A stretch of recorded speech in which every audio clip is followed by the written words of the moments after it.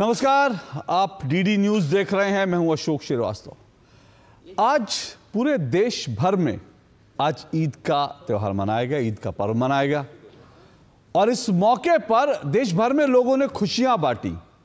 खास करके मुस्लिम समुदाय जो है उन्होंने देश भर में खुशियां बांटी, मिठाइयां बांटी। लेकिन भारत के कुछ नेता इस मौके पर भी जहर बांट रहे थे, नफरत बांट रहे थे और नफरत इस कदर बांटी जा रही थी कि झूठ परोसा जा रहा था। ठीक वैसी ही नफरत जैसी नागरिकता संशोधन कानून CAA के खिलाफ इस देश में बांटी गई थी।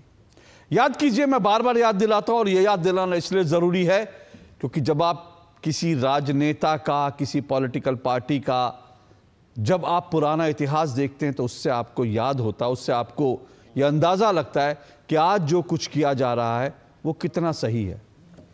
नागरिकता संशोधन कानून के खिलाफ यह कहा गया था कि यह कानून पारित हो गया तो फिर देश में मुसलमानों की नागरिकता चली जाएगी, मुसलमानों को डिटेंशन सेंटर में भेज दिया जाएगा,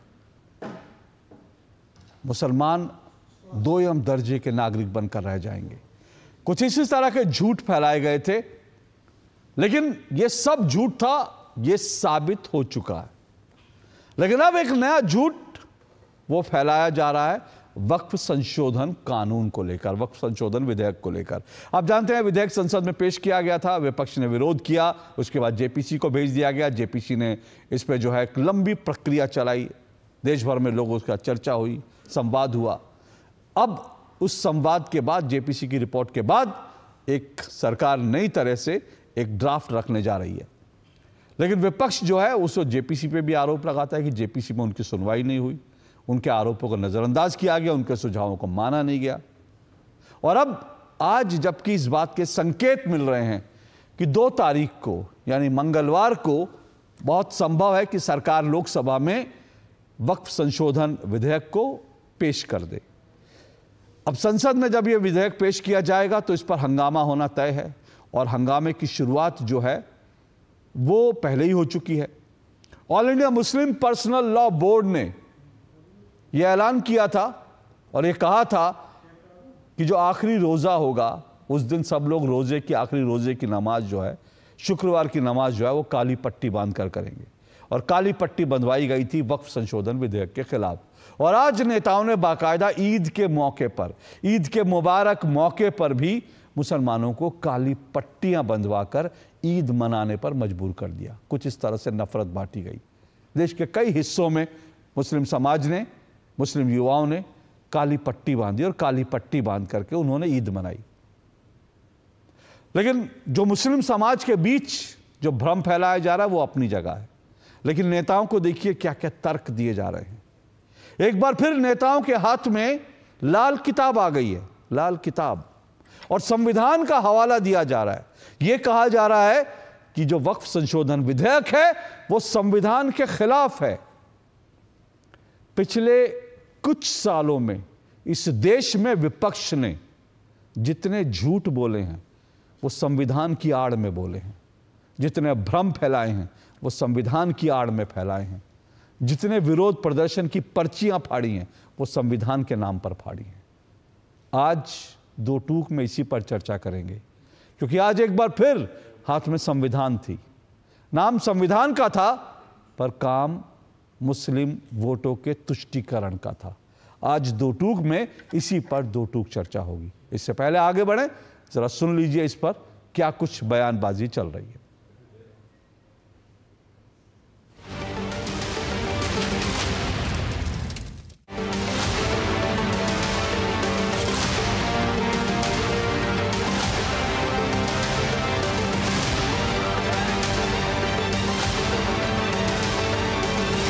जो वक्फ विधेयक है वो हमारे संविधान पर एक सीधा आक्रमण है, सीधा आक्रमण है, हमारे संविधान के बुनियादी संरचना के खिलाफ है। वक्फ अमेंडमेंट बिल को लेकर के कुछ ग्रुप है, खास करके कुछ पॉलिटिकल पार्टीज के लोग और कुछ संगठन है, गिने चुने कुछ संगठन है, वो लोग समाज को गुमराह करने का कोशिश कर रहा है। हिंदुस्तान एक लोकतांत्रिक देश है डेमोक्रेसी में अपना अपना बात करने का, अपना तर्क रखने का पूरा आज़ादी है, लेकिन झूठ बोल करके समाज को गुमराह करने का प्रयास नहीं होना चाहिए। गरीब मुसलमानों के लिए, महिलाओं के लिए और पिछड़े वर्ग जो है मुसलमानों में, उनके लिए और सब के लिए वक्फ अमेंडमेंट बिल का प्रावधान किया जा रहा है। इस मुल्क में रहने वाले मुसलमान जो हैं वो नहीं चाहते हैं कि वक्फ की बिल में कोई भी अमेंडमेंट किया जाए। ये वक्फ की ज़मीन सरकार की दी हुई नहीं है, ये वक्फ की ज़मीन हमारी अपनी ज़मीन, हमने जब अपनी ज़मीन दे दिया मस्जिद को, मदरसे को, किसी दरगाह को, किसी अस्पताल को, गरीब लोगों को, उस ज़मीन पर सरकार जो है ना ये बिल ला करके हमें कहीं ना कहीं शक है इस सरकार पे, हमारी मस्जिदों का अपना लिया जाएगा, हमारे साथ ज़्यादती होगी। वक्फ में अमेंडमेंट की ज़रूरत है। देखिए, वक्फ का मतलब ये कतई ये नहीं है कि लोग ये कह रहे हैं कि मस्जिदें छीन जाएंगी, खानकाएं छीन जाएंगी, कब्रिस्तान छीन जाएंगी, ये कहना गलत है। और सरकार को कोई जल्दबाजी नहीं है। सरकार ने बहुत तसल्ली से इस बिल को लाई थी। सरकार ने बाकायदा जेपीसी में ये बिल दिया, जेपीसी ने बहुत पीछे भी सबको सुना है और उसके बाद में अब ये बिल पेश करने जाएंगे। मुझे पूरा यकीन है कि ये बिल आने के बाद में वक्फ के मैटर में ट्रांसपेरेंसी आएगी और उसकी प्रॉपर्टी को प्रोटेक्ट होंगी, और जो किराया इंक्रोचमेंट जो सबसे कम है, ज़्यादा हो चुका है वक्फ के अंदर, वो इंक्रोचमेंट हटेगा और वक्फ का किराया बढ़ेगा जो कौम के लिए काम आएगा। हम इसके साथ नहीं हैं, हम इसका समर्थन कर सकते हैं, क्योंकि वक्फ अमेंडमेंट बिल को अगर आप स्टडी करें एकदम संविधान के खिलाफ है। मुझे लगता है ये माइनॉरिटी राइट्स जो हमारे कॉन्स्टिट्यूशन में है उसके खिलाफ है। जो लोग संविधान की बातें करते हैं वो लोग किस प्रकार से संविधान के खिलाफ जाकर नफरत के भाईजान बने हुए। कोई कहता है हश्र दिखा देंगे, कोई कहता है शाहीन बाग बना देंगे। AIMPL भी धमकी देती है। उनके समर्थन में समाजवादी पार्टी, कांग्रेस, तृणमूल कांग्रेस उतर आती है, कहते हैं सिविल वॉर हो जाएगा। तो आज जो संविधान की बात करते हैं उनको शरिया ऊपर रखना है, वोट बैंक की दुकान को ऊपर रखना है, पर ऐसे लोगों को KCBC ने मुंह तोड़ जवाब दिया। समाजवादी पार्टी भी इस बिल की विरोध करती है। सदन में जब आएगा इसका विरोध होगा। भारतीय जनता पार्टी के जितने भी अभी तक के फैसले हुए हैं, जो संविधान बदलने के या इस तरह के जो बड़े फैसले लिए हैं, उससे जनता को लाभ नहीं पहुंचा है। कानून तो अभी सदन में आया नहीं, अमेंडेड कानून आ जाए, गुमराह करें कि हमारी मस्जिद ले ली जाएगी। लेकिन ये जो कांग्रेस पार्टी है, ओवैसी है, इंडियन पर्सनल लॉ बोर्ड है, ये केवल मुसलमान को वोट बैंक समझ रही है, उसको तुष्टीकरण कर रही है, कोशिश कर रही कि हम तफरका पैदा करें झूठ बोल करके, ना इत्तफाकी करें, बदअमनी करें, लेकिन ये हो नहीं पाएगा।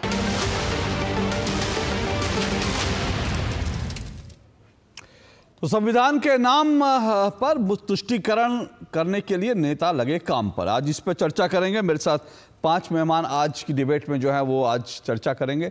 आइए 5 मेहमानों का परिचय करवा देता हूं। मेरे साथ तहसीन पूनावाला जुड़ चुके हैं, राजनीतिक विश्लेषक हैं। RP सिंह जी जुड़ चुके हैं, बीजेपी के राष्ट्रीय प्रवक्ता हैं RP सिंह जी। मेरे साथ इसके अलावा डॉक्टर फयाज अहमद फैजी जुड़े हैं, लेखक हैं। और मेरे साथ स्टूडियो में 2 मेहमान जुड़े हैं, अशोक यादव जी जुड़े हैं, समाजवादी पार्टी के प्रवक्ता हैं। और मेरे साथ कुमार मिहिर जुड़े हैं, वरिष्ठ अधिवक्ता हैं। RP सिंह जी, इस डिबेट की शुरुआत मैं आपसे इसलिए करना चाहता हूं क्योंकि विपक्ष एक बार फिर ये कह रहा है कि आप लोग जो हैं, अभी सब जयराम रमेश लाल किताब उठाकर घूम रहे थे, फिर से कह रहे कि संविधान के खिलाफ काम हो रहा है। और जो है वृंदा करात कह रही हैं कि इसके तो हम साथ हो ही नहीं सकते क्योंकि बिल्कुल संविधान के खिलाफ है। जितना मैं संविधान को समझा हूं, जितना मैंने देखा है, मुझे तो संविधान में वक्फ बोर्ड का कहीं जिक्र नहीं मिला, कहीं नाम नहीं मिला। 1950 में मैंने बाबा साहब भीमराव अंबेडकर की कई किताबें खंगाली, उनमें कहीं उन्होंने लिखा कि मुसलमानों को वक्फ बोर्ड बना करके जो असीमित अधिकार दे देने चाहिए। फिर ये कौन से संविधान को पढ़कर विपक्ष बता रहा है कि आप संविधान विरोधी काम कर रहे हैं? मैं समझना चाहता हूं इसको।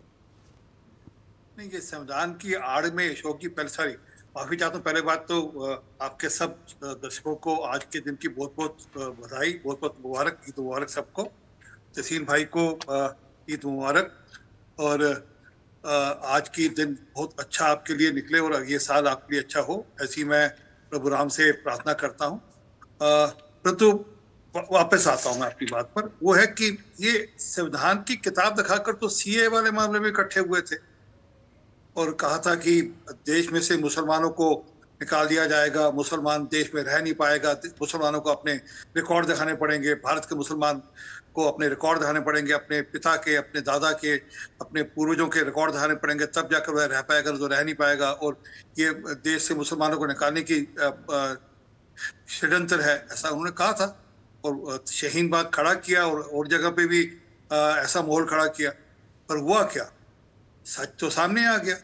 कहीं कोई एक मुसलमान बता दीजिए हिंदुस्तान के जिसको कोई नोटिस भी इशू हुआ हो सीए के अंतर्गत।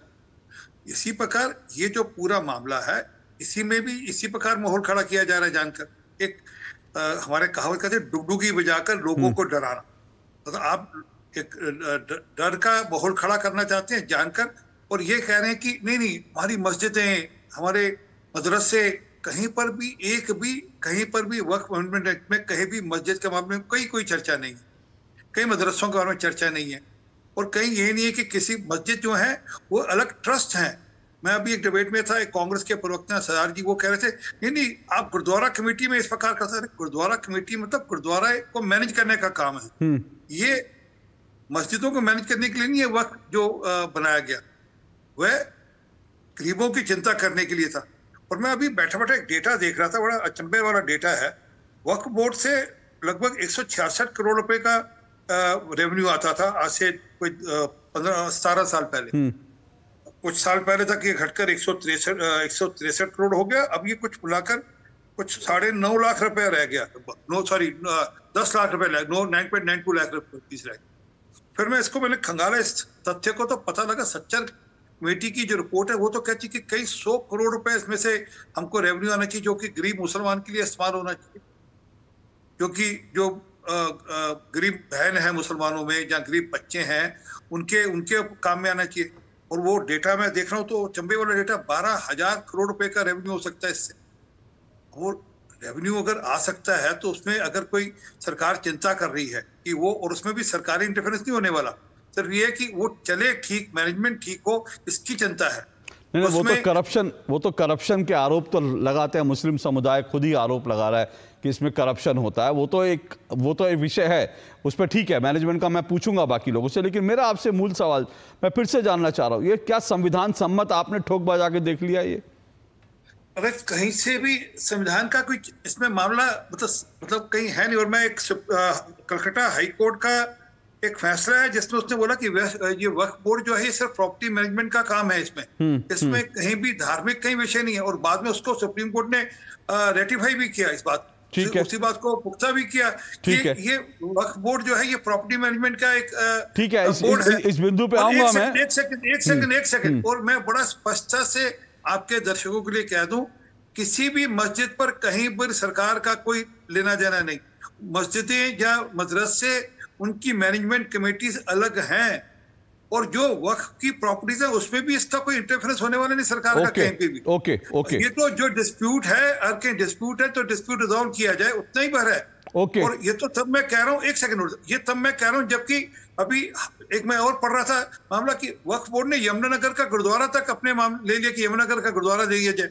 मैं एक जगह और पढ़ रहा था कि कहीं पर जो पार्लियामेंट की जो पूरी कॉम्प्लेक्स है सर, वो तो आरपी सिंह जी, अगर वो हम गिनने, सुनिए आरपी सिंह जी, वो हम गिनने लगेंगे तो मुझे लगता है पूरा प्रोग्राम, अभी तो जो है जो कलकत्ता का क्रिकेट स्टेडियम है कोलकाता का, उसको भी, ईडन गार्डन को भी बता दिया वक्फ की संपत्ति है, संसद भवन वक्फ की संपत्ति है, और ग्रीन पार्क तक, संसद भवन से लेकर ग्रीन पार्क तक वक्फ की संपत्ति है। तो वो तो मैं उसमें जाना नहीं चाहता, क्योंकि बड़ा लंबा चौड़ा इतिहास है। वो तो विवादित संपत्तियों की लिस्ट खुलेगी तो मेरा पूरा 1 घंटा उसमें निकल जाएगा। लेकिन मैं इसको आज थोड़ा सा संविधान, क्योंकि विपक्ष जो है 2 काम कर रहा है, और मैं चाहता हूं 2 बिंदुओं पर हम जरा थोड़ा क्लैरिटी से बात करें। विपक्ष एक कह रहा है कि भैया मुसलमानों की मस्जिदें छीन ली जाएंगी, जैसे सीए में कहा था कि उनकी नागरिकता चली जाएगी। दूसरा जो है, नेता लोग संविधान की कॉपी लेकर घूम रहे हैं। तो मैं ये जानना चाहता हूं भैया संविधान के कहां से खिलाफ हो रहा है, और ये कौन सी मस्जिद छिन जाएगी इसके कारण? ये मैं दो चीजों पर थोड़ा फोकस करना चाहता हूं। तो तहसीन पूनावाला जी, पहले तो आप मतलब ईद की बधाई आपको, और फैजी साहब को भी ईद की बधाई, और आप दोनों को ईद की बहुत बहुत बधाई। तो तहसीन पूनावाला जी, आप तो अधिवक्ता भी हैं। जी साहब, मैं माफी चाहता हूं, मैं पहचान नहीं पाया, आपको भी ईद की बहुत बहुत बधाई। जी, मुबारक हो, ईद मुबारक हो। जी, तो तहसीन पूनावाला जी, मैं जानना चाह रहा हूं कि ये संविधान फिर से आ गया इसमें, कहां संविधान के खिलाफ आपको कोई प्रावधान दिखता है इसमें? थैंक यू अशोक जी, आपके शो में शिरकत करने का मौका मिला और सभी आपके दर्शकों को, सभी फेलो पैनलिस्ट को ईद की ढेर सारी ईद मुबारक और नवरात्रि की ढेर सारी शुभकामनाएं सभी को। मेरा तो रोजा खत्म हुआ कल और कल से नवरात्रि शुरू हुए, तो मैं तो फास्टिंग मोड में हूँ मेरा तो फास्टिंग ही चालू है। बट देखिए, वक्फ में 2 या 3 चीजें हैं जिनको लेकर कुछ सवाल उठते हैं और विपक्ष का उठाना लाजमी भी है, और कुछ ऐसी चीजें जो मुझे लगता है अच्छी चीजें जिनको कंसिडर करना चाहिए अमेंडमेंट्स के अंदर, जैसे कि आगा खानी कम्युनिटी के लिए सेपरेट वक्फ वगैरह, तो मुझे लगता है वो अच्छे प्रावधान है, उस पर चर्चा होनी चाहिए। विपक्ष को 2 या 3 चीजों पर जो विपक्ष ऑब्जेक्शन उठा रही, एक है जेपीसी के अंदर जनवरी 27 को जेपीसी की रिपोर्ट दी गई। 400 पेज की रिपोर्ट थी, विपक्ष को एक ही दिन का समय दिया गया, उसी दिन उसको पास करवाया गया। ये सबसे पहली बात है, मुझे लगता है वो टिरनी ऑफ नंबर्स होता है। दूसरी चीज, और जगदम्बिका पाल जी 3-4 दिन दे सकते थे, 400 पेज की रिपोर्ट एक दिन में कैसे पड़ेगी? दूसरी, सरकार के 14 अमेंडमेंट्स थे, सरकार यानी कि एनडीए के गठबंधन और साथियों के, और विपक्ष के 44 अमेंडमेंट्स थे। सरकार के सारे 14 अमेंडमेंट्स ले लिए जगदम्बिका पाल चेयरमैन साहब ने, विपक्ष का एक भी नहीं लिया। फिर माननीय गृह मंत्री ने खड़े होकर उन्होंने पार्लियामेंट में कहा कि हम विपक्ष के अमेंडमेंट्स को देखेंगे, तो आपके पास 16-10 की मेजोरिटी है, तो आपने वो कर दिया। उसमें भी एक बार सारे 10 मेंबरान को उन्होंने बाहर कर दिया जेपीसी के, उस वक्त भी उन्होंने कुछ अमेंडमेंट्स पास करवा दिए। तो मुझे लगता है ये स्पिरिट के खिलाफ है। दूसरी चीज जो विपक्ष को डर लग रहा है, देखिए जमीन का मामला है, एक वक्फ बाय यूजर, उस पर अब क्योंकि हम भी होम मिनिस्ट्री से बात करें, अभी हमें अनऑफिशियली ऐसा मैसेज मिला है कि उसको रेट्रोस्पेक्टिवली नहीं करेंगे, वो जरूरी है। वक्फ बाय यूजर रेट्रोस्पेक्टिवली नहीं होना चाहिए, वो गलत होगा। तीसरी चीज, हाँ वो ठीक है, वो अभी बट अभी अमेंडमेंट्स के बाद क्या है वो अभी पता नहीं, तो होना नहीं चाहिए, वो अनऑफिशियली अभी कम्युनिकेट हुआ। तो वक्फ बाय यूजर रेट्रोस्पेक्टिवली नहीं होना चाहिए। जो ओरिजिनल अगस्त में उन्होंने बिल इंट्रोड्यूस किया था अमेंडमेंट्स में, वक्फ बाय यूजर का चेंज था, वो एक है। दूसरा, जो राज्य की सरकार है उनको ये डर लग रहा है कि ये जो वक्फ अमेंडमेंट बिल है उनके अधिकार पे एक तरह से प्रहार है, क्योंकि प्रॉपर्टी जो है, जमीन जो है, स्टेट सब्जेक्ट है। तो ये एक स्टेट्स का एक इशू है, तमिलनाडु ने इशू उठाया, केरला ने इशू उठाया, तो ये 1-2 इश्यूज है। ऑल इन ऑल हम ये चाहते हैं कि वक्फ को लेकर पार्लियामेंट में एक अच्छी डिबेट हो, और जो ये फेक न्यूज फैलाने की कोशिश सर आप जो कह रहे हैं, आपकी बात से मैं फिर से एक बार पूछ रहा हूं, मैं कह रहा हूं देखिए 2 चीजें कही जा रही हैं इसमें जो विपक्ष, और मैं उन भ्रम पर बने रहना चाहता हूं, क्योंकि आज जरूरी है 2 टूक में विपक्ष के भ्रम पर 2 टूक बात हो। क्या ये संविधान विरोधी है जो अमेंडमेंट? ये ठीक है, आप ये कह रहे हैं मूल भावना, भाई विपक्ष को भी साथ रखना चाहिए, विपक्ष से भी चर्चा होनी चाहिए, विपक्ष के सुझाव। भैया हर सरकार सुनिए ना, जब इसके पहले अमेंडमेंट हुए थे तो बीजेपी वाले चिल्ला रहे थे हमारे अमेंडमेंट नहीं, तो वो तो अलग विषय है। लेकिन क्या ये जो अभी अमेंडमेंट लेकर के जो मोटे तौर पर अभी जो हमारे पास प्रपोज है, अभी हमें किसी ने ड्राफ्ट देखा नहीं है, लेकिन मोटे तौर पर कह रहा हूं, क्या ये संविधान विरोधी है जो ये किया जाएगा? जो कुछ जो है स्टेट्स के अधिकार पे प्रहार है, मैं ये मानता हूं, उस पर बातचीत होनी चाहिए। और कुछ भ्रम सरकार भी फैला रही है, भाजपा के समर्थक भी फैला रहे हैं, जैसे वक्फ के जो ट्राइब्यूनल के फैसले आप उनको चैलेंज नहीं कर सकते, बिल्कुल आप उनको चैलेंज कर सकते।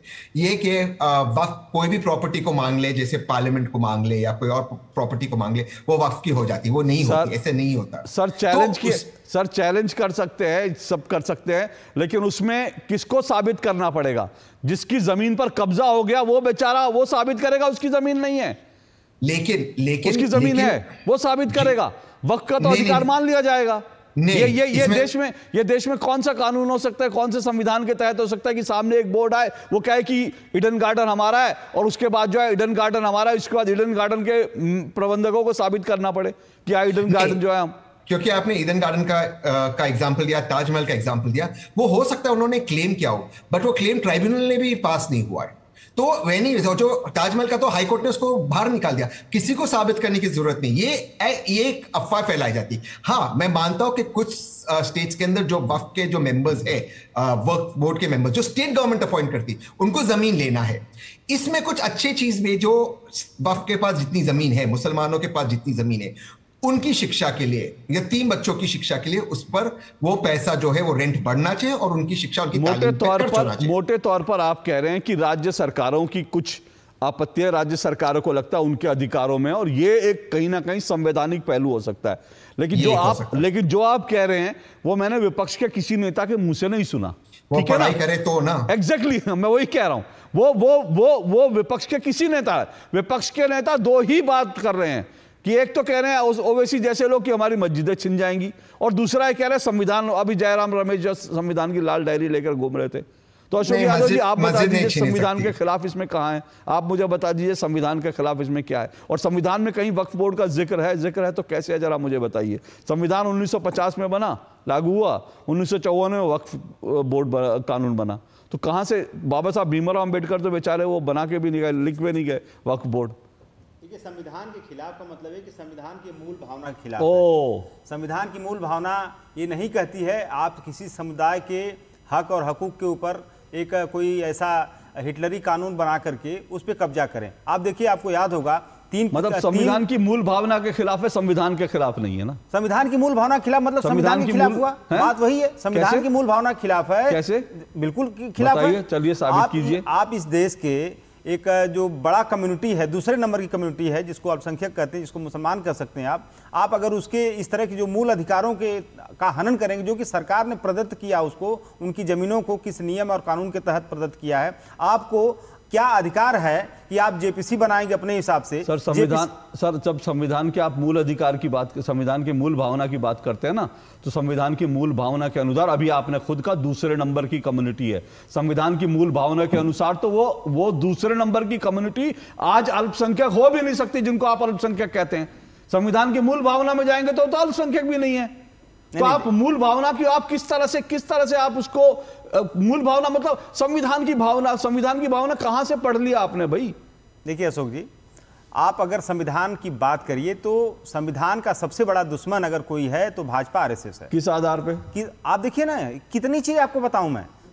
आप एक सिंपल एग्जांपल देख लीजिए, उत्तर प्रदेश की योगी सरकार की, वो सुप्रीम कोर्ट की गाइडलाइन नहीं मानेंगे, वो कोई सुप्रीम कोर्ट के आदेश को नहीं मानेंगे, जब मन होगा किसी का बुलडोजर लेकर घर गिरा देंगे। मैं जानता हूं, सुनिए ना, मैं जानता हूं योगी आदित्यनाथ आपके प्रिय विषय हैं, आपके प्रिय टारगेट हैं, यूपी आपका प्रिय विषय है, लेकिन वो विषय से विषयांतर हो रहा है। नहीं, वो भी भाजपा की सरकार है। अरे भाजपा की सरकार होगी, उससे क्या मतलब है? भाजपा की तो 20 राज्यों में, पता नहीं 18-20 राज्यों में, तो हम सबके ऊपर चर्चा थोड़ी करते रहेंगे। मैं सीधा कह रहा हूं, जो आप लोग लाल किताब लेके जो घूम रहे हैं, इस संविधान में कहां इसकी मूल भावना के कैसे खिलाफ है, मुझे बताइए। देखिए, आपने जो पर्टिकुलर वक्फ बोर्ड की बात किया, आप संविधान की मूल भावना के तहत जिसे आपने जेपीसी का गठन किया, जेपीसी गठन हुआ, जेपीसी के गठन का जो प्रावधान होता है, क्या उन प्रावधानों को फॉलो किया गया जो संवैधानिक आधार पर? कौन से जेपी संविधान में जेपीसी की गठन के और जेपीसी के कौन से प्रावधान है बताइए मुझे, जिनका उल्लंघन हुआ? मुझे प्रावधान विषय बताइए। अभी वकील साहब बैठे हैं, वकील साहब से अभी कर लेंगे कौन से प्रावधान है जेपीसी के लेकर। ज्वाइंट पार्लियामेंट्री कमेटी गठन होने का जो कॉन्सेप्ट होता है, क्या वो सरकार उस कॉन्सेप्ट को पूरा किया? कॉन्सेप्ट क्या, कॉन्सेप्ट कौन सा पूरा नहीं हुआ बताइए? कोई, आप विपक्ष के, अभी हमारे पूनावाला साहब बोल रहे थे, मैं उन्हीं की बात को आगे बढ़ा रहा हूं। आप विपक्ष के, सुनिए ना, फिर आप सुन लीजिए, फिर आप गलत जा रहे हैं, फिर आप सुनिए ना सर, विपक्ष का सर कोई भी सिंगल पूनावाला साहब ने कहा उनको एक दिन दिया गया, ठीक है ना, ये उनको एक दिन दिया गया पढ़ने के लिए, ये उनका आरोप था कुल मिलाकर के। लेकिन ये संविधान में तो कहीं नहीं लिखा कि 30 दिन दिए जाएंगे, एक दिन दिया जाएगा, तो कहीं नहीं लिखा। तो संविधान के खिलाफ कैसे हो? मैं समझना चाह रहा हूं। वही मैं बता रहा हूं। देखिए, संविधान के खिलाफ आप ये कह सकते हैं कि जो प्रावधान है, जो प्रावधान जेपीसी के गठन को लेकर के है, जो प्रावधान, उन प्रावधानों का उल्लंघन किया जा रहा है, अगर उन प्रावधानों का उल्लंघन किया जा रहा है तो कहीं ना कहीं संवैधानिक व्यवस्था का भी उल्लंघन किया जा रहा है। तो आप इसको इस तरह से कोरिलेट कर सकते हैं कि संवैधानिक व्यवस्था के तहत अगर आप ये बताइए कि जो हमारे नौकर साहब, मैं एक एग्जांपल बता रहा हूं, नौकर साहब की नियुक्ति कैसे होती है? एग्जांपल नहीं, नौकर साहब की नियुक्ति कैसे होती है? एग्जांपल मैं देने लगूंगा तो मुश्किल हो जाएगी। 370 हटा था, तब आप लोग हल्ला मचा रहे थे संविधान के खिलाफ है, संविधान के खिलाफ है, तब आप लोग हल्ला मचा रहे थे ना। और उसके बाद सुप्रीम कोर्ट से लेकर कहां तक क्या क्या लताड़ पड़ गई। कितने कानून में आपको गिनाओ बीजेपी सरकार के, जिनको लेकर आप सुप्रीम कोर्ट में गए थे, सुप्रीम कोर्ट से आपको लताड़ पड़ गई। गिनाने लगूंगा तो मुश्किल हो जाएगी। उदाहरणों मत जाइए, मुझे संविधान का हवाला दीजिए। सुनिए, मुझे संविधान का हवाला दीजिए, क्योंकि आप लोग संविधान लेकर घूम रहे हैं। और मुझे यह बताइए कि जो मस्जिदें हैं वो क्या वक्फ बोर्ड उनको संचालित करता है मस्जिदों को? सबसे बड़ा सवाल है कि वक्फ बोर्ड है क्या? वक्फ बोर्ड, जैसे कि भाजपा के लोग ये साबित करने पर तुले हुए हैं कि वक्फ बोर्ड कोई मतलब जमीन हड़पने वाली संस्था है। तो क्या है सर वक्फ बोर्ड? सबसे बड़ी समस्या है। वक्फ बोर्ड क्या मस्जिदें चलाने वाली संस्था है? वक्फ बोर्ड एक सरकारी संस्था, जो आप सुन लीजिए, वक्फ बोर्ड एक प्योरली गवर्नमेंट ऑर्गेनाइजेशन है। वो मिनिस्ट्री ऑफ वो अल्पसंख्यक मंत्रालय के अंतर्गत आती है। हाँ। वो शुद्ध रूप से सरकारी संस्था तो है। अगर सरकारी संस्था है, सरकार उसको संचालित करने के नियम बदलना चाहती है, फिर तो विरोधी किस बात का है? वही तो फिर तो विरोधी किस बात का है? सरकार की संस्था है, सरकार उसको बदलना चाहती है, तो आप क्यों उछल रहे हैं? सरकार अगर बदल रही है सर, तो जो नियम से बदलेगी कि सरकार तो सरकार नियम से बदल रही है ना, लोकसभा में पारित करवाएगी। सरकार ने जेपीसी बनाया, लोकसभा में पारित करवाएगी, लोकसभा में आएगा। आपके पास नंबर हो, आपके पास नंबर हो, सुनिए ना, आपके पास नंबर हो, आप हरा दीजिए, और नंबर नहीं हो तो आप सुप्रीम कोर्ट चले जाइए। जैसे आप सीए में भी गए, मैं सुप्रीम कोर्ट, क्या मिला? 370 में सुप्रीम कोर्ट गए, क्या मिला? बताइए मुझे एक कानून, केंद्र सरकार के एक कानून बता दीजिए जिसको आपने चैलेंज नहीं किया हो सुप्रीम कोर्ट में, और सुप्रीम कोर्ट में कहा कि ये सरकार ने अनकॉन्स्टिट्यूशनल। मुझे एक उदाहरण बताइए अशोक जी, एक उदाहरण बताइए। नहीं, कॉन्स्टिट्यूशन की बात कीजिए सर। अशोक जी, इस देश में, हमारे देश में कोई मोदी तंत्र नहीं, नहीं सर, जनतंत्र है। अब ये नहीं कि रात में मोदी जी को सपना आया, भाषणबाजी नहीं, सुबह जो है यादव जी, अशोक यादव जी, भाषणबाजी नहीं, भाषणबाजी नहीं, भाषणबाजी नहीं, अशोक यादव जी, भाषणबाजी नहीं। सिंपल मुझे बता दी, आज मुझे समझा के जाइए। और मैं तहसीन पूनावाला जी से और आपसे दोनों से अनुरोध कर रहा हूं, आप मुझे कॉन्स्टिट्यूशन की वो धारा बताकर जाइए जिस धारा को उल्लंघन करके ये कानून जो है, ये संशोधन लाया जा रहा है। मुझे वो स्पेसिफिक धारा बताइए जहां पर लिखा है कि वक्फ बोर्ड होगा, वक्फ बोर्ड अपनी मनमर्जियां कर सकता है, वक्फ बोर्ड गुरुद्वारे पर हक जता सकता है, ईसाइयों की बिल्डिंग पर हक जता सकता है, गांव के गांव ले सकता है, जब मुस्लिम थे भी नहीं तब भी उसको अपना कब्जा बता सकता है। मुझे संविधान का वो संशोधन, वो पैराग्राफ बता दीजिए जो कहता हो कि भैया वक्फ बोर्ड ऐसे ही चलेगा। मुझे वो पैराग्राफ बता दीजिए। मैं आऊंगा एक मिनट, पहले कुमार मेहर जी, क्या इसमें कॉन्स्टिट्यूशन में क्या कहा है भाई इसको लेकर के? देखिए, जो कॉन्स्टिट्यूशन की बात है अशोक जी, उसमें एक आर्टिकल 25 है जो हमारा मौलिक अधिकार है। आर्टिकल 25 अगर मैं कहूँ, उससे पहले आर्टिकल 25 से पहले क्या हमारे संविधान में कहीं वक्फ बोर्ड का जिक्र? बिल्कुल नहीं, कहीं वक्फ बोर्ड का कहीं कोई जिक्र नहीं है। वक्फ बोर्ड का कोई मतलब नहीं है। अगर आप वक्फ जो एक्ट है उसका ही हिस्ट्री में जाएंगे, पहला वक्फ एक्ट 1913 में आया, उसके बाद 1923 में आया, उसके बाद 1954 में आया, उसको अमेंड किया 1995 में, फिर एक अमेंडमेंट आया 2013 में। अगर ये अमेंडमेंट से वक्फ खत्म होता या मुसलमानों के अधिकार छीनते तो इतने अमेंडमेंट इतने सालों में नहीं होते। आज़ादी के बाद भी 3 अमेंडमेंट हुए हैं। तो मौलिक अधिकार छीनने की जो बात है और जो संविधान के खिलाफ होने की बात कही जा रही है वो बिल्कुल गलत है।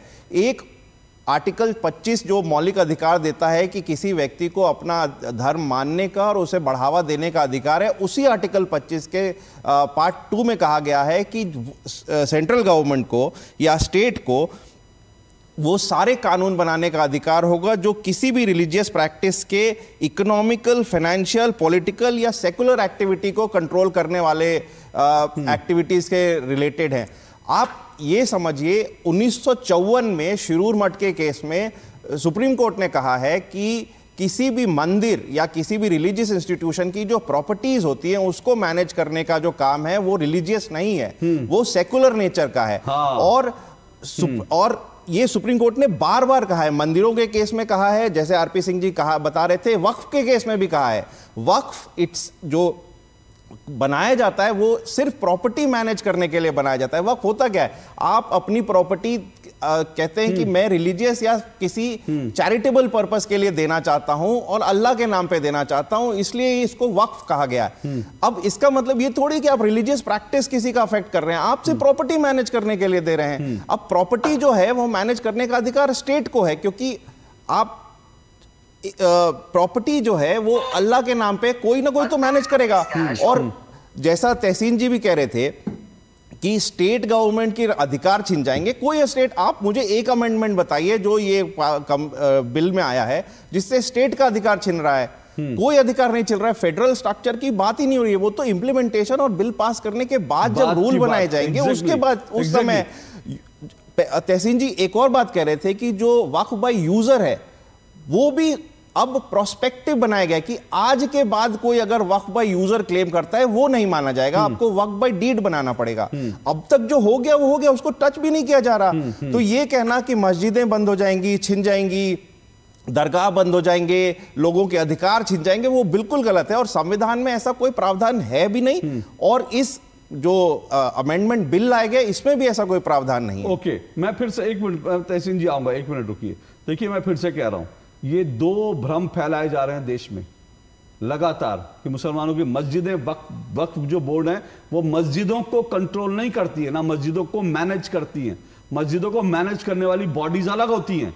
वक्फ जो है प्रॉपर्टीज को करता है, जमीनों को करता है, और इसीलिए जो और उसको जो अभी वकील साहब ने बताया, उर्मीर जी ने बताया, उन्होंने कहा उसको एक सेकुलर माना है, वो कोई रिलीजियस एक्टिविटी नहीं है जमीनों को मेंटेन करना, चाहे वो हिंदुओं का मामला हो। और दूसरा ये तो इसलिए बार बार संविधान का नाम लेकर के और ये कहकर कि ये जी कानून ये जो है मुसलमानों की मस्जिदें छिन जाएगी, ये पूरी तरह से झूठ है, इससे ज्यादा कुछ नहीं। मैं एक छोटा सा ब्रेक ले रहा हूं, आ रहा हूं, रुकिए, मैं छोटा सा ब्रेक ले रहा हूं, मुझे फैजी साहब के पास भी जाना है, क्योंकि सेकुलरवाद का जो गुब्बारा फोड़ा था कि ये विपक्ष ने एक और गुब्बारा उड़ाया था, ये कम्युनल एक्टिविटी है, तो कम्युनल एक्टिविटी का गुब्बारा तो आज ठाए से फुट हो गया, क्योंकि आज जो है ईसाई संस्थाएं, बिशप संस्थाएं भी आ गई, वो कह रही है नहीं ये संशोधन होना ही चाहिए। फैजी साहब जैसे मुसलमान हैं जो कहते हैं कि होना ही चाहिए क्योंकि इसमें गड़बड़ी है, और अकेले फैजी साहब नहीं है, आज तो अजमेर के गद्दी नशी जो है उन्होंने भी आकर साफ साफ कह दिया ये होना चाहिए क्योंकि इसमें करप्शन होता है। तो जो सेकुलरवाद के नाम पर जो गुब्बारा फुलाया था वो तो फूट चुका है।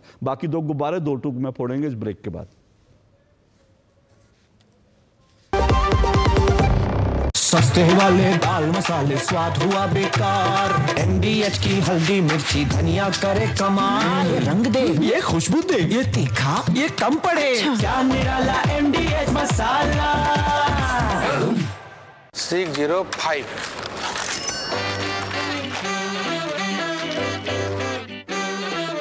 बदलो बदलो आदत बदलो।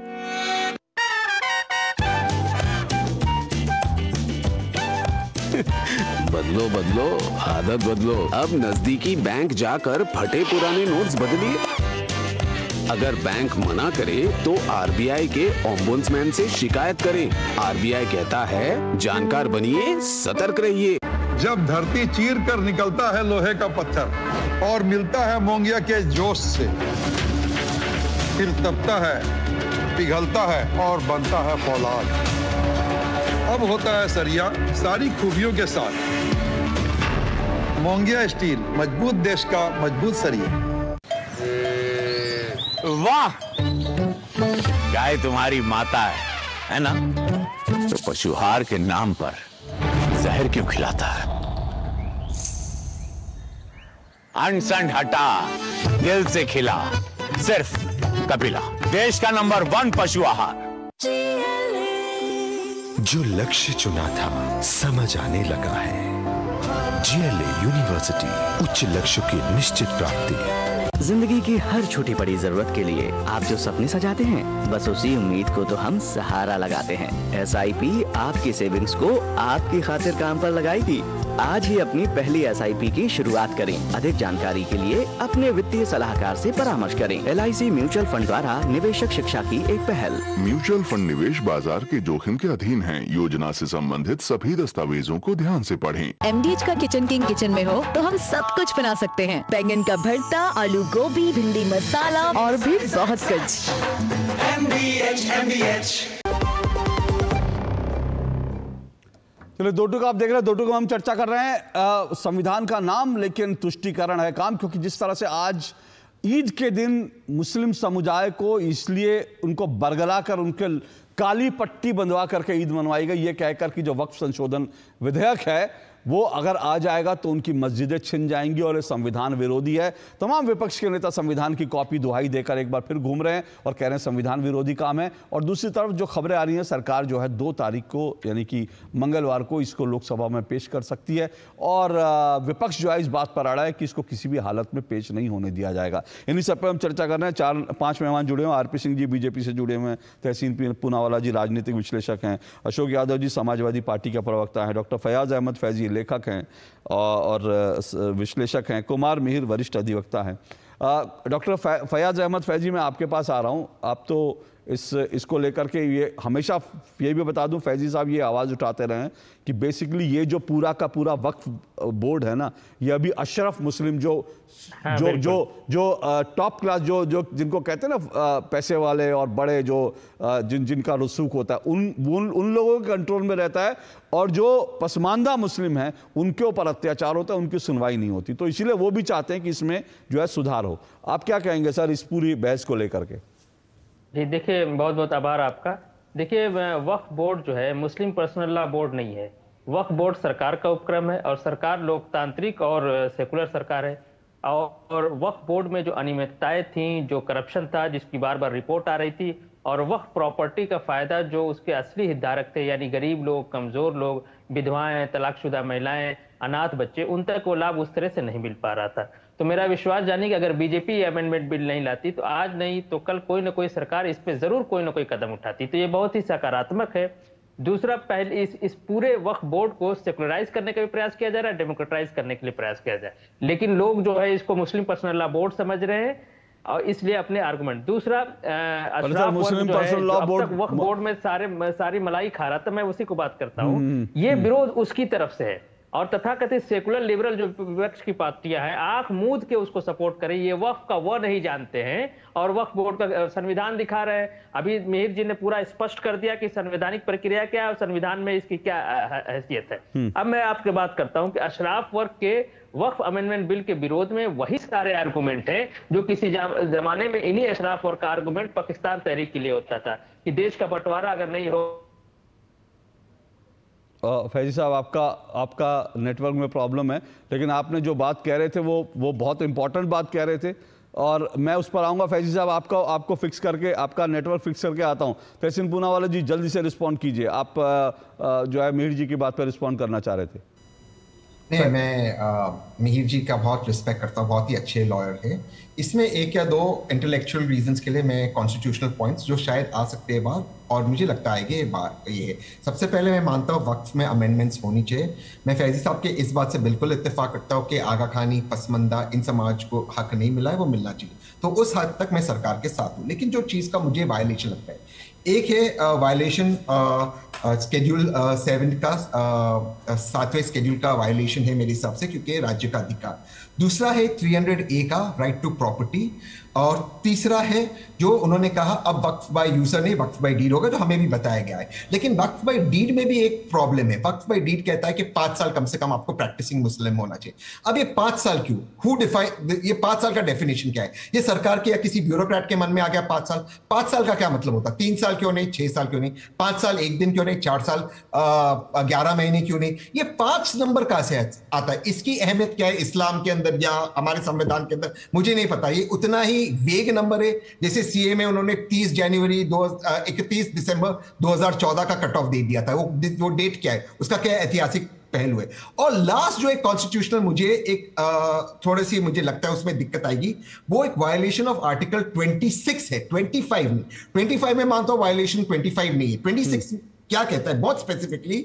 Article 26 grants religious denominations the right to establish and maintain institutions for religious and charitable purpose and to manage their own affairs in the matter of religion। अब इसके अंदर क्या मुझे दिक्कत लगता है कि अगर आप मैनेजमेंट के लिए या डिस्प्यूट के लिए जा रहे हो सरकारी अफसर के पास, कलेक्टर या डीएम, वो मुझे थोड़ा सा उसमें इंट्रूसिवनेस लगता है। अगर उसको आप हटा के ट्राइब्यूनल या कोर्ट कर दे, I am okay with that, क्योंकि सारे लोग कोर्ट में जाते हैं, ट्राइब्यूनल, दैट इज ऑलराइट। एक सरकारी अफसर, मुझे लगता है आर्टिकल 26 का वायलेशन है। ये मेरा लिमिटेड नॉलेज है। ऑफ कोर्स इस पे कॉन्स्टिट्यूशनल डिबेट होगा और ये ऑफ कोर्स चैलेंज होगा, बट कुछ प्रावधानों को मैं सपोर्ट करता हूं। जैसे मैं देखिए, मैं यही कह रहा हूं। देखिए, अभी जो तहसीन पूनावाला कह रहे हैं, उन्होंने कहा कुछ वो परिवर्तन के पक्ष में है, कुछ क्लॉज का समर्थन करते हैं, कुछ के विरोध में है। लेकिन दिक्कत क्या है? दिक्कत है कि भारत का विपक्ष जो है वो आंखों पे काली पट्टी, जिस तरह से आज जो काली पट्टी बंधवाई गई ना, पूरा भारत का विपक्ष काली पट्टी बांध करके राजनीति कर रहा है, क्योंकि उनको सिर्फ वोट बैंक दिख रहा है, मुस्लिम वोट दिख रहे हैं, उनको भड़काया जा रहा है। तहसीन पूनावाला, इसमें मस्जिदों के छिन जाने का डर आपको लग रहा है क्या? नहीं लग रहा ना? अशोक जी, आपको क्यों लग रहा मस्जिदें छिन जाएंगी? तहसीन पूनावाला को नहीं लग रहा, जो मुस्लिम भी है, लॉयर भी हैं, विपक्ष के भी नेता हैं, उनको नहीं लग रहा, लेकिन आप लोगों को क्यों लग रहा मस्जिदें छिन जाएंगी? आप लोग भड़का रहे हैं इसलिए। अशोक जी, समस्या इस बात की है कि सरकार जब भी किसी समुदाय, किसी वर्ग के खिलाफ कोई कानून लाती है तो उसको बताती है उस समुदाय, उस वर्ग के लिए बहुत रामबाण कानून लाए हैं। आपको याद होगा, मैंने किसान कानूनों की बात किया था, सरकार ने क्या बोला था? इससे किसानों का जीवन स्तर सुधर जाएगा, ये हो जाएगा, वो तमाम दावे किए गए ना अशोक जी, लेकिन उसके बाद क्या हुआ? एक मिनट, किसान में मत जाइए।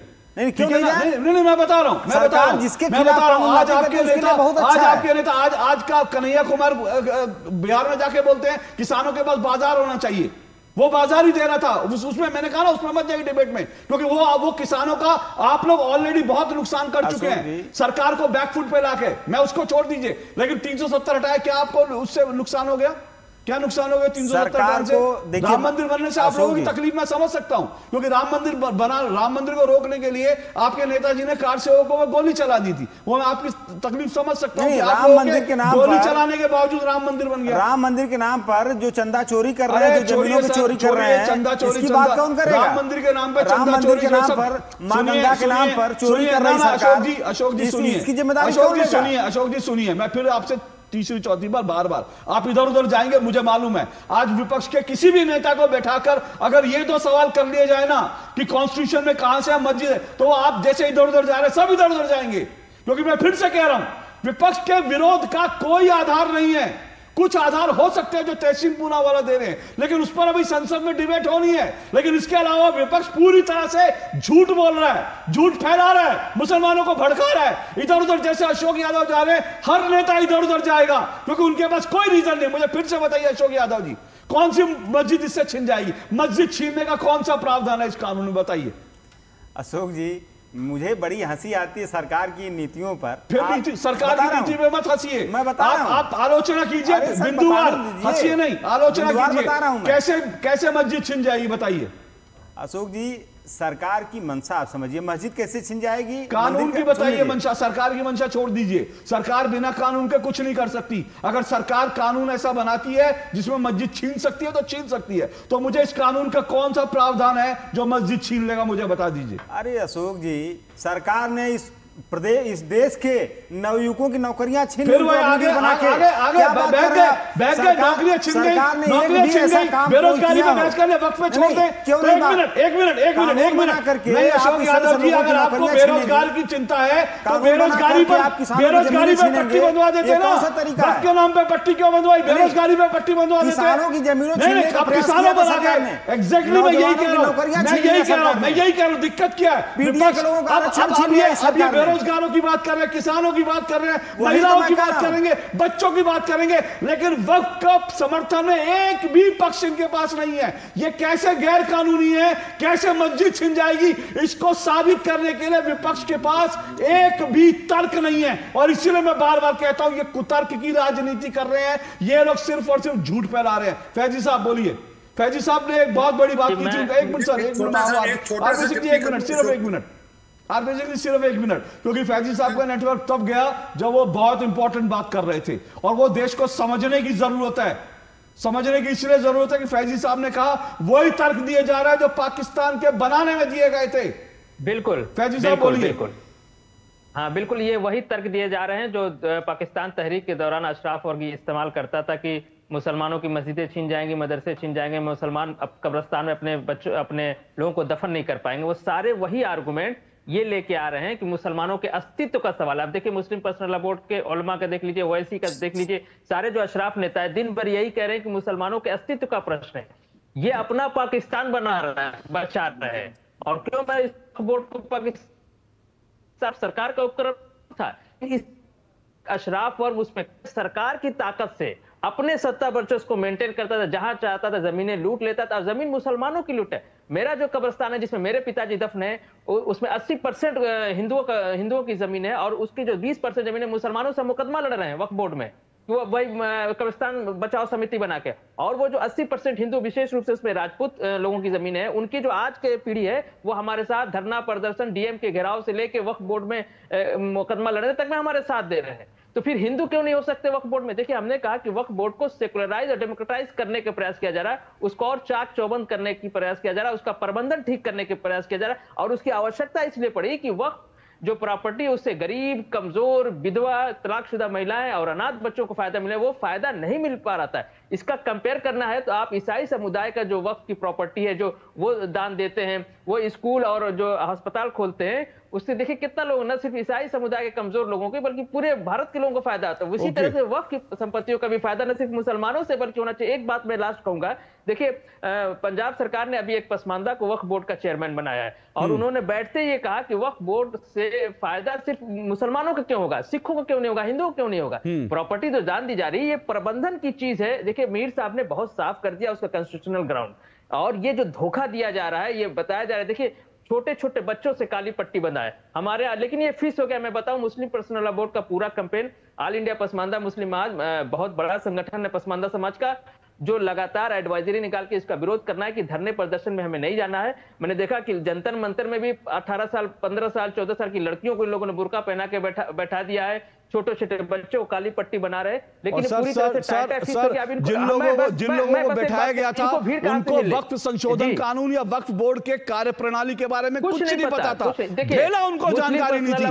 तमाम मीडिया वाले के सब आदमी कह रहे थे हमारे नेताजी से पूछ लो, हमारे नेताजी से पूछ लो। 30 सेकंड मुझे दीजिए। देखिए ये क्या करते हैं, मुस्लिम पर्सनल लॉ बोर्ड मदरसे से बच्चों को ला रहे हैं, दूसरा इनको खाद पानी मिल रहा है, विपक्ष की पार्टियां अपने अपने नेता जा रहे हैं, उनके समर्थक जा, मुसलमान जा ही नहीं रहा है। पसमानदा मुसलमान जो 90% वो जा ही नहीं रहा, इनको भीड़ ही नहीं मिली। पहली बार ऑल इंडिया जो है ये personal law board time fix हो गया, वरना अब तक ये सारे चीजों पे भीड़ इकट्ठा कर लेते थे। तो ये जो अशराफ पसमानदा का डिफेंस, इसमें 90% मुसलमानों का फायदा हो रहा है। पहली बात। दूसरी बात, महिलाओं को भागीदारी मिले। देखिए सच्चर कमेटी का रुकिए सर, महिलाओं वाला विषय रुकिए, होल्ड कीजिए सर, होल्ड कीजिए। आपने मुस्लिम पर्सनल, मुझे एक छोटा सा ब्रेक लेना है, लेकिन आपने मुस्लिम पर्सनल लॉ बोर्ड की बात करी ना, लेकिन मुस्लिम पर्सनल लॉ बोर्ड दूसरी बार फेल हुआ है सर।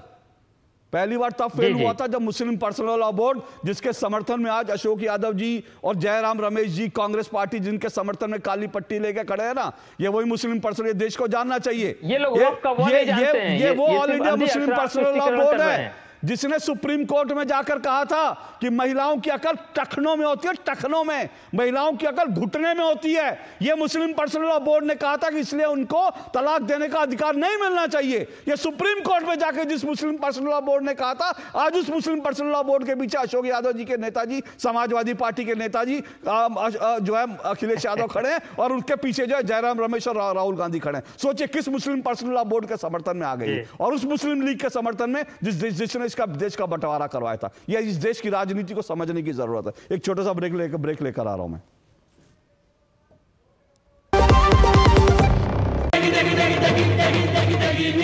MDH की देगी मिर्च, देगी मिर्च का तड़का, अंग अंग फड़का। MDH की देगी मिर्च। मुथूट फाइनेंस गोल्ड लोन सुनहरी सोच प्रोग्राम में आप सबका बहुत बहुत स्वागत है। वणकम मिसेस अय्यर, चौकी माँ। Thanks for talking sir. मेरा सोना मेरी बेटी को क्रिकेटर बना रहा है। Super super.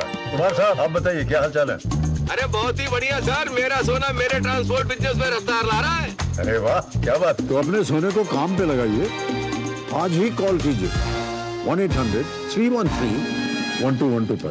अच्छी चीजों में समय लगता है, खूबसूरती निखारने में वक्त लगता है। ब्यूटीफुल डिजाइन्स टेक टाइम, लेकिन KYC अपडेट मिनटों में। KYC अपडेट अब आप घर बैठे बैठे भी कर सकते हैं। Registered email, registered mobile number, online banking से, आधार OTP बेस्ड eKYC से, या फिर वीडियो KYC से। यहाँ तक कि अकाउंट भी घर बैठे बैठे खोला जा सकता है। RBI कहता है, इन्हीं से सुनिए, जानकार बनिए, सतर्क रहिए। जो लक्ष्य चुना था समझ आने लगा है। GLA यूनिवर्सिटी, उच्च लक्ष्य की निश्चित प्राप्ति। रिटायरमेंट प्लानिंग के लिए तेरा SIP के बारे में क्या ख्याल है?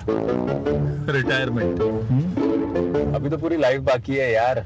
और तुझे नहीं लगता अगर रिटायरमेंट के बारे में अभी से नहीं सोचे तो आगे जाके प्रॉब्लम होगी। पर रिटायरमेंट के बारे में सोचना क्यों है इतना जरूरी? जब तक आप रिटायर हो जाएंगे महंगाई काफी ज्यादा बढ़ जाएगी और आपकी इनकम वो तो रुक ही जाएगी। इसीलिए आज ही म्यूचुअल फंड्स में SIP शुरू कीजिए और हर महीने थोड़ा थोड़ा करके धन इकट्ठा कीजिए एक कंफर्टेबल रिटायर्ड लाइफ जीने के लिए। अधिक जानकारी के लिए अपने वित्तीय सलाहकार से परामर्श करें। LIC म्यूचुअल फंड द्वारा निवेशक शिक्षा की एक पहल। म्यूचुअल फंड निवेश बाजार जोखिम के अधीन है। योजना से संबंधित सभी दस्तावेजों को ध्यान से पढ़ें। जीरा से प्यास बुझाएं। डाइजेशन के लिए मस्त, शरीर में नमक पानी का बैलेंस बनाए।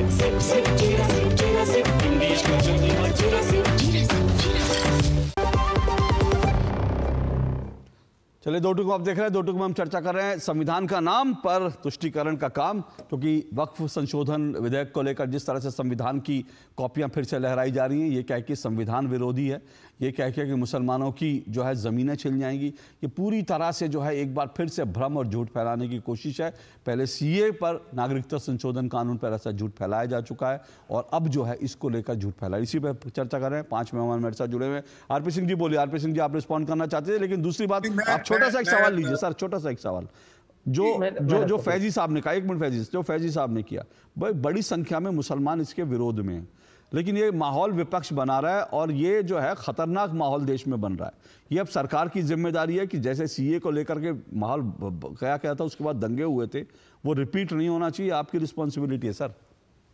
सुनिश्चित, और आपके TV चैनल के माध्यम से मैं वापस रिपीट कर रहा हूं कि एक भी मस्जिद का कहीं भी सरकार कोई कहीं अधिग्रहण नहीं करने वाली, किसी मदरसे का, किसी और धार्मिक संस्था का कहीं भी अधिग्रहण सरकार नहीं करने वाली, ये बड़ा स्पष्ट कर दिया जाए।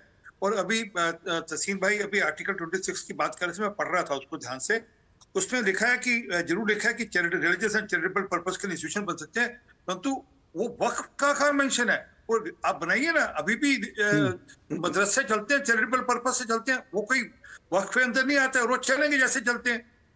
और रिलीजियस जो ट्रस्ट है वो मस्जिदें चलाते हैं, वो कहीं वक्फ के अंदर नहीं आएंगे कहीं पे भी। और किसी मस्जिद के साथ कहीं मदरसा जुड़ा हुआ है और चैरिटेबल है, वो वक्फ के अंदर या सरकार के उसमें तहत नहीं आएंगे। और अभी वकील साहब बैठे हैं, मीर साहब, उसको और स्पष्ट कर देंगे आपको, जो मतलब टेक्निकल कानूनी पार्ट है। बाकी एक बात मैं वापस रिपीट कर रहा हूँ कि सरकार की कहीं से भी 0% मंशा है कि हमें कोई जमीन हथियानी है। ये इसलिए कि जो कह रहे थे साहब की जो मुसलमान की प्रॉपर्टी है उससे आय बढ़े, उस आय से मुसलमानों की चिंता हो। और जैसे वो कह रहे थे कि क्रिश्चियन स्कूल तो सबको पढ़ाते हैं, मुसलमानों की चिंता हो, गरीब मुसलमान की चिंता हो, गरीब बहन की चिंता हो, गरीब बच्चे की चिंता हो, उसमें लगे पैसा, अच्छी बात है। अगर प्रॉपर्टी से कुल मिलाकर 160-63 करोड़ रुपए की अगर आय आ रही है और वो आय बढ़कर 12,000 करोड़ रुपए तक की जा सकती हो, तो उसमें क्या नुकसान है? ओके, तहसीन जी जल्दी से रिस्पॉन्ड कीजिए, फिर मैं मीर जी को कहूंगा रिस्पॉन्ड के लिए। जी बोलिए। नहीं, मैं सिंह साहब की बहुत रिस्पेक्ट करता हूँ। सिर्फ एक पॉइंट ऑफ क्लैरिफिकेशन, मदरसा या मदरसा ये शब्द भी नहीं है भारतीय कॉन्स्टिट्यूशन में, बट आर्टिकल 26 इसको इंप्लाई करता है, तो वो चैरिटेबल पर्पस के लिए वक्फ बनाया जाता है। हालांकि मैं कुछ अमेंडमेंट्स के पक्ष में हूँ, कुछ के नहीं, बट मैं इसको सिर्फ क्लैरिफिकेशन के लिए, क्योंकि आपने कहा तो मदरसा भी नहीं, तो फिर मदरसा कैसे आ गया? आर्टिकल 26 बहुत ही सेल्फ एक्सप्लेनेटरी, चैरिटेबल पर्पस, वक्फ देते आप चैरिटेबल पर्पस। तो आर्टिकल 26 को मीर जी, ये जो के लिए अलग से एक्ट है, मदरसा के लिए एक्ट नहीं है, अंडर आर्टिकल 26। जी सर, अंडर आर्टिकल 26। जी आई एग्री, अंडर आर्टिकल 26। जी sir I agree, but under article 26 no please, no not at all, not at all. वक्त डजंट कम अंडर आर्टिकल 26। ताकत वहां से आती है, ताकत तो कहां से आएगी ना एक्ट बनाने के लिए, वरना एक्ट अल्ट्रा वाइस होगा ना कॉन्स्टिट्यूशन का। ताकत वहां से आती है। ओके, नहीं पहले मीर जी रिस्पॉन्ड करें। मीर जी जी ऐसा है आर्टिकल 26 कहता है कि वो जैसे तहसीन जी कह रहे थे, कोई भी रिलीजियस डोमिनेशन अपना चैरिटेबल पर्पस के लिए काम कर सकता है। बट आप ये समझिए, वक्फ बोर्ड पहली बार ऐसा नहीं है कि उसमें स्टेट का इंटरफेरेंस नहीं था। स्टेट ने एक्ट तो बनाया, ये वक्फ बोर्ड 1954 से चल रहा है, इनफैक्ट उससे पहले, संविधान के आने से पहले से चल रहा है। तो अगर वो आर्टिकल 26 का वायलेशन है, तो जो आज की डेट में वक्फ एक्ट है वो भी वायलेटिव है। इनफैक्ट दिल्ली हाईकोर्ट में तो एक याचिका लगी हुई है कि वक्फ एक्ट को ही अनकॉन्स्टिट्यूशनल किया जाए। तो ये अमेंडमेंट, ये कहना कि सिर्फ अमेंडमेंट लाने से आर्टिकल 26 का वायलेशन हो गया, ये नहीं माना जा सकता। दूसरी चीज जो तहसीन जी ने कही थी, 300A की बात कही थी। देखिए, संपत्ति का अधिकार अब मौलिक अधिकार रहा नहीं, लेकिन उसको अभी भी संवैधानिक अधिकार 300A में कहा गया है। बट 300A कहता है कि आपसे कोई भी प्रॉपर्टी बिना कानून का पालन किए हुए नहीं ली जाएगी। इस वक्फ एक्ट में कानून का प्रॉपर्टी ली कहां जा रही है, किससे प्रॉपर्टी ली जा रही है? इनफैक्ट किसी की प्रॉपर्टी अगर वक्फ बोर्ड लेता है तो ये इनफैक्ट अमेंडमेंट उसको प्रोटेक्ट करता है, ये उसको उस आदमी को प्रोटेक्ट कर रहा है। इनफैक्ट 300A तो इस अमेंडमेंट एक्ट को का बचाव कर रहा है। ये अमेंडमेंट एक्ट 300A का वायलेशन नहीं है, तो ना 26 का वायलेशन है, क्योंकि वक्फ एक्ट तो 1954 से चला आ रहा है। तो ये कहना कि सिर्फ अमेंडमेंट आने से आर्टिकल 26 का वायलेशन हो गया, ये तो गलत बात होगी। तो दरअसल तो ये जो सुधार हो रहा है इसमें, ये तो लोगों के संविधान की मूल भावना के अनुरूप हो रहा है कि किसी की जमीन अगर छिन जाए तो कम से कम उसकी सुनवाई हो जाए और उसकी सही जगह पे उचित सुनवाई हो जाए। ये तो संविधान की मूल भावना के जो है पक्ष में है। लेकिन विपक्ष जो है कुछ और ही राग। एक छोटा सा ब्रेक ले लो, ब्रेक के बाद आ रहा हूं आखिरी कमेंट के लिए। सस्ते वाले दाल मसाले स्वाद हुआ बेकार, MDH की हल्दी मिर्ची धनिया करे कमाल, ये रंग दे, ये खुशबू दे, ये तीखा, ये कम पड़े, क्या निराला MDH मसाला। जिंदगी की हर छोटी बड़ी जरूरत के लिए आप जो सपने सजाते हैं, बस उसी उम्मीद को तो हम सहारा लगाते हैं। SIP आपकी सेविंग्स को आपकी खातिर काम पर लगाएगी। आज ही अपनी पहली SIP की शुरुआत करें। अधिक जानकारी के लिए अपने वित्तीय सलाहकार से परामर्श करें। LIC म्यूचुअल फंड द्वारा निवेशक शिक्षा की एक पहल। म्यूचुअल फंड निवेश बाजार के जोखिम के अधीन है। योजना से संबंधित सभी दस्तावेजों को ध्यान से पढ़ें। Under the Honorable PM's leadership, an unprecedented push to yoga has been given. Today, yoga is playing a significant role in enhancing health and wellness across the world. PM Yoga Awards are given in recognition to outstanding contributions by individuals and organizations to the field of yoga. These awards carry a trophy, certificate and a prize of 25 lakh rupees. Hurry! Send your entries through MyGov platform before 31st March. Visit Ministry of Ayush website or MyGov platform for more details. जो लक्ष्य चुना था समझ आने लगा है। GLA university, उच्च लक्ष्य की निश्चित प्राप्ति। मेरी पसंद, मेरी पसंद, मेरी पसंद, मेरी पसंद, हमारी पसंद, हम सबकी पसंद। मजबूत देश का मजबूत सरिया होंगे स्टील। MDH का किचन किंग किचन में हो तो हम सब कुछ बना सकते हैं। बैंगन का भरता, आलू गोभी, भिंडी मसाला और भी बहुत कुछ। MDH।